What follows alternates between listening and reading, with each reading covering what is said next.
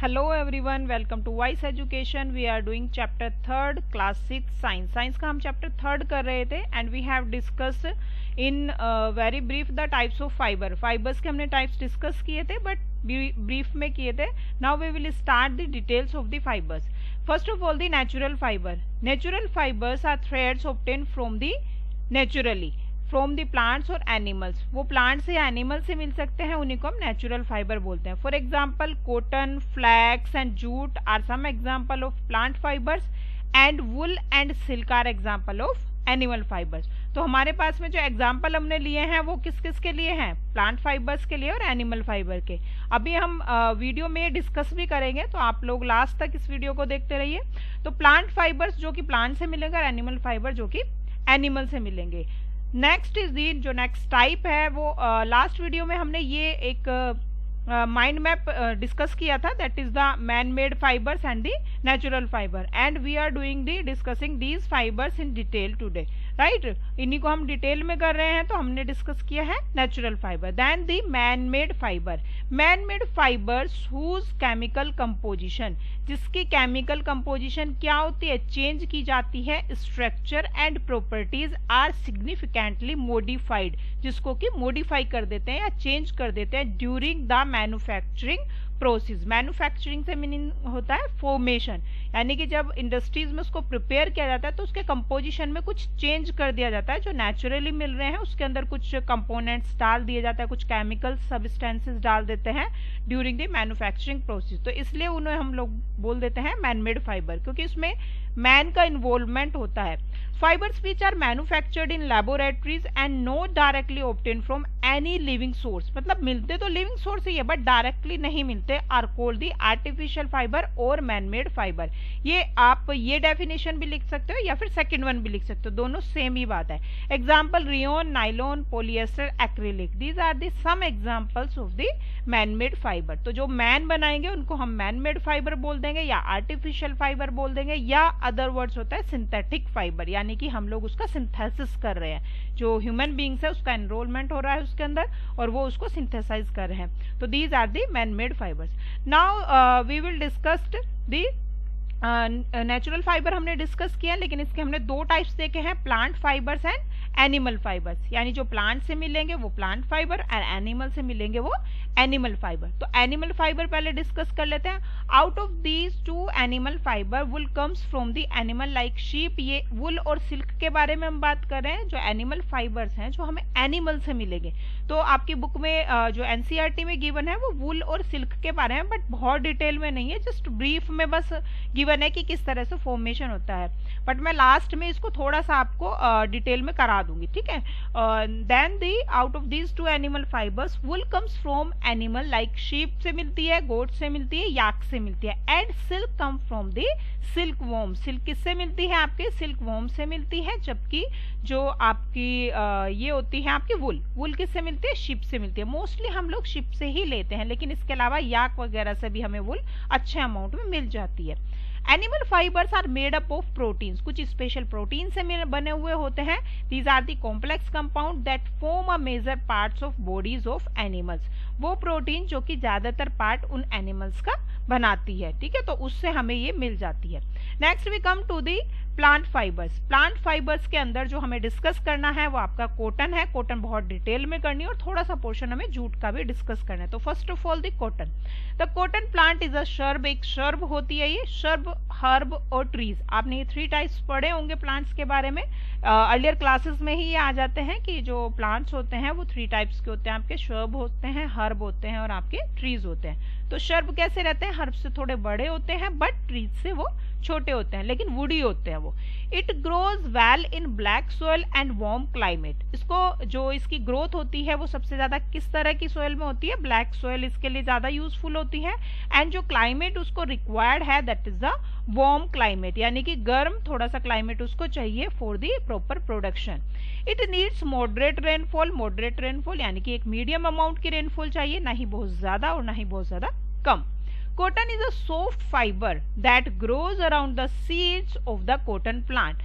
Cotton plant का जो हम लोग फाइबर देखते हैं वो कहाँ पे मिलता है, वो हमें सीड के चारों तरफ मिलता है। जैसे कि इसमें स्ट्रक्चर में गिवन भी है जो यहाँ पर है, इसके ये जो सीड है ये पूरी तरह से मैच्योर हो जाते हैं, राइप हो जाते हैं, बर्स्ट हो जाते हैं, मतलब कि पहले पक जाते हैं उसके बाद ये फट जाते हैं। तो ये जो कॉटन है इसके अंदर सीड प्रेजेंट होते हैं जो कि एज अ फोडर या फिर फूड के मटेरियल की फॉर्म में हम लोग उसके लिए यूज भी करते हैं उनको, एनिमल्स के लिए, जो हमारे डोमेस्टिक एनिमल्स होते हैं आपके काऊ बफेलो, तो उनके खाने के लिए उन सीड को यूज भी किया जाता है। It needs moderate rainfall. We have done cotton soft fiber. A variety of textile product are made from the cotton. बहुत सारे प्रोडक्ट हैं जो कि हम कॉटन से बनाते भी हैं, जो हम इसके यूजेस भी देखेंगे कि हम क्या क्या प्रोडक्शन में या कहाँ पर इसको यूज करते हैं। तो हम इसका प्रोडक्शन देख लेते हैं। तो fruits of the cotton plants, cotton balls जिसे बोलते हैं। द मोस्ट इंपोर्टेंट टर्म की जो कॉटन बॉल्स होती है वो एक्चुअली में क्या होता है। कॉटन बॉल्स को हम एकदम से ऐसे समझते हैं कि कॉटन की बॉल है, लेकिन ये जो है जो कॉटन प्लांट है उसके ऊपर जो ये प्रोडक्शन हुआ है बहुत ज्यादा अमाउंट में, इसी को कॉटन बॉल बोला जाता है। Are about the size of lemon. कितने साइज की होती है, एक लेमन के साइज की होती है, यानी कि एक नींबू की शेप की होती है। After maturing the balls burst open and the seeds covered with cotton fibres can be seen in figure. जैसे कि इस फिगर में दिखाया हुआ है कि क्या होता है, जो प्लांट है उसका जो फ्रूट है एक तरह से वो किस साइज का है, लेमन की साइज का होता है, लेकिन जब वो मैच्योर हो जाता है तो वो बॉल्स क्या हो जाती है, वो बर्स्ट हो जाती है, फट जाती है, और उसके अंदर क्या प्रेजेंट होते हैं, सीड प्रेजेंट होते हैं। लेकिन सीड पर जो फाइबर्स लगे हुए होते हैं वही कॉटन का फॉर्मेशन करते हैं, और ये देखने में जब पूरी मैच्योर हो जाती है ऐसे व्हाइट व्हाइट सी लगती है जैसे कि स्नोफॉल हो गया हो। तो इस तरह से वो फिगर में दिखाई देती है। अगर आप लोग कभी कॉटन के फील्ड में जाकर के देखोगे दूर से तो इस तरह की ही स्ट्रक्चर दिखाई देगी आफ्टर द मैच्योरिटी, मतलब हार्वेस्टिंग के टाइम पर यही कंडीशन होती है। तो अब नेक्स्ट जो स्टेप होता है वो क्या होता है, from this balls cotton is usually picked by hand. इससे कॉटन को हम लोग पिक कर लेते हैं, यानी कि तोड़ लेते हैं उसको। Fibers are then separated from the seed by combing. उसको हम लोग क्या करते हैं, जो फाइबर्स होते हैं उसके सीड से अब उसको सेपरेट करना है, तो कैसे करते हैं, कॉम्बिंग से। कॉम्बिंग यानी कि जैसे कि कंघे की शेप की ये बड़ी सी स्ट्रक्चर होती है, लेकिन देखने में ऐसे ही लगता है, तो हम इसे ऐसे पकड़ के खींचते हैं तो उसके सीड्स अलग हो जाते हैं। And this process is called the ginning of cotton. क्या बोलते हैं उसको, गिनिंग ऑफ कॉटन, यानी कि separation of cotton fibres from the seed. उसके सीड से उसको सेपरेट करना गिनिंग कहलाता है। Ginning was traditionally done by hand. Mostly क्या करते हैं, उसको हैंड से ही करते हैं, मतलब उसको सेपरेट ज्यादातर हैंड से ही किया जाता है। बट अब क्योंकि क्या हो रहा है, अब टेक्निकल चीजें ज्यादा यूज हो रही हैं, तो इसके लिए भी मशीन्स को अब यूज किया जाने लगे हैं। These days machines are used for ginning. Ginning के लिए हम लोग मशीन को भी यूज करते हैं। नेक्स्ट स्टेप है इसका कि हमें मिल गया है, अब हमें कॉटन फाइबर्स मिल गए हैं, तो अब हम इसको क्या करें, कॉटन का हम क्या करेंगे, यार्न फॉर्मेशन करेंगे, क्योंकि यार्न के बाद ही हमें क्या मिलेगा, फैब्रिक मिलेगा। The process of making yarn from fibres, उसके फाइबर से यार्न का फॉर्मेशन होना क्या कहलाता है आपका, स्पिनिंग, उसको बोलते हैं हम लोग spinning. In this process, fibers from a mass of cotton wool are drawn out and twisted. इसमें क्या करेंगे, जो कॉटन वूल है उससे हम उसको क्या करेंगे, खींचना शुरू कर देंगे, खींचना ड्रॉन आउट करेंगे एंड ट्विस्टेड, और उसको हल्का सा घुमाते भी रहेंगे, जिससे कि क्या होगा, these brings the fibers together to form a yarn, जिससे कि यार्न का फॉर्मेशन हो जाएगा। अब ये जो यार्न का फॉर्मेशन हम लोग कर रहे हैं, स्पिनिंग बोल रहे हैं उसको प्रोसेस को, बट ये होगा किससे, ठीक है, तो उसके लिए हम लोग कुछ डिवाइस यूज करते हैं। A simple device used for spinning is a handle spindle that is called the तकली, जिसको क्या बोलते हैं, तकली बोला जाता है। And another hand operated device used for spinning is called चरखा, इसको बोलते हैं हम लोग चरखा। जो होता है कि ये पहले से ही यूज किए जा रहे हैं चीजें, लेकिन आजकल अगेन फिर से हम लोग क्या करते हैं, मशीन को भी यूज कर सकते हैं। Spinning of yarn on a large scale is done with the help of spinning machine. Spinning machine की हेल्प से हम लार्ज स्केल पर करेंगे, क्योंकि ये जो प्रोसेस है ये हम लोग कर तो लेते हैं, हैंड से इजीली हो भी जाते हैं, बट इसमें टाइम कंज्यूमिंग है, बहुत ज्यादा टाइम लगता है और उतने अच्छे स्केल पर या लार्ज स्केल पर हम लोग उसको नहीं कर सकते। After spinning yarns are used for making fabrics, और उसके बाद में जो yarns है वो फैब्रिक्स को बनाने के लिए तैयार कर लिया जाता है। ठीक है, तो इसमें ये जो है ये स्ट्रक्चर दी हुई है आपकी तकली की, और ये यहाँ पर क्या है, चरखा। तकली में इस तरह से देखो, ये क्या है, ये पूरा फाइबर हमने उससे लिया है, मतलब बल्क में लिया हुआ है, मास है उसका फाइबर्स का, और उसको खींचना शुरू करते हैं यहाँ से। तो ये क्या बन गया, ये यहाँ पे थ्रेड्स आपको दिखाई दे रहा है। ठीक है, ये व्हाइट कलर का जो थ्रेड है ये इससे फॉर्मेशन होनी शुरू हो जाती है। सिमिलरली यहाँ पर भी जो है ये चरखा है, और चरखे से अगेन फॉर्मेशन हो रहा है, ये यहाँ पर जा रहा है आपका थ्रेड इस तरह से, और लेकिन हाथ में क्या है आपके, कॉटन का एक मास है। ठीक है, एक कॉटन का बल्क है, इस तरह का ही एक टुकड़ा सा है जिससे कि हम लोग खींचते हैं। सबसे पहले महात्मा गांधी ने चरखे को यूज करना शुरू किया था, क्योंकि उन्होंने बोला था कि हमें क्या करना है, ब्रिटिश का कोई भी क्लॉथ जो है वो यूज नहीं करने, बल्कि खादी को यूज करने के लिए उन्होंने मोटिवेट किया था लोगों को। तो इसी के लिए to popularize and promote khadi, the government of India constitute a body called Khadi and village industry commission.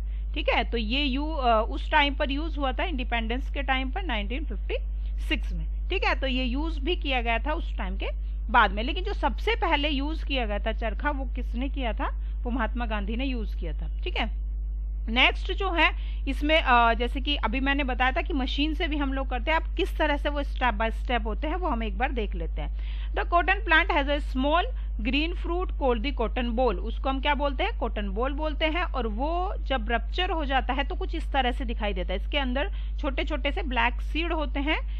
The boll has seed inside which are surrounded by cotton fiber, जो कि कॉटन फाइबर से कवर्ड रहते हैं। जो ये सीड होते हैं ये अगेन फिर से किसके लिए यूज करते हैं हम लोग, डोमेस्टिक एनिमल्स के खाने के लिए यूज किया जाता है, जिससे कि उनका मिल्क का प्रोडक्शन और जो उनसे बटर बनता है उसका प्रोडक्शन बहुत ज्यादा हो जाता है। When the cotton balls mature, it splits open, exposing the raw cotton fiber. जैसे ही वो मैच्योर होंगे, यहाँ पर दिखाई भी दे रहा है ये स्ट्रक्चर व्हाइट व्हाइट से जो आपको दिखाई दे रही है, इसमें क्या है कि जो ये है ये पूरे मैच्योर हो गए हैं। अब इसको ये इतनी बड़ी सी मशीन है और उसकी हेल्प से हम उसको रिमूव कर सकते हैं। The heat of the sun dries these fibers, इनको हीट कर देते हैं। After the fibers have dry the crop is harvested, और कुछ टाइम के बाद में उसको हार्वेस्ट कर लिया जाता है with the help of machine. जो थर्ड स्टेप है वो है once the cotton is harvested, जब हम उसको हार्वेस्ट कर लेंगे, it is sent for ginning. अब उसको गिनिंग करना है, यानी कि सेपरेट करना है किससे, उसके जो सीड्स का फॉर्मेशन के साथ साथ वो बने हुए हैं फाइबर, तो उन सीड से उसको सेपरेट करना है। When the fiber called lint are separated from the seed, this separation is brought about with the help of strong air current, और उसमें क्या करेंगे, बहुत तेज उसमें हवा डाली जाती है, एयर करंट डाली जाती है, और उससे क्या हो जाता है, रो कॉटन जो ये है इसके अंदर हम देख सकते हैं ये जो स्ट्रक्चर है ये ब्लैक ब्लैक सा थोड़ा सा इसमें दिखाई दे रहा है, तो वो कैसी है, रो कॉटन है बिफोर गिनिंग। लेकिन जब गिंड हो गई है वो यहाँ पर देखो ये पूरी हमें व्हाइट दिखाई दे रही है, राइट, तो हमें क्लियरली अच्छे से इसको देख भी सकते हैं। नेक्स्ट जो स्टेप है, the fibers are clean and made into long thread strand.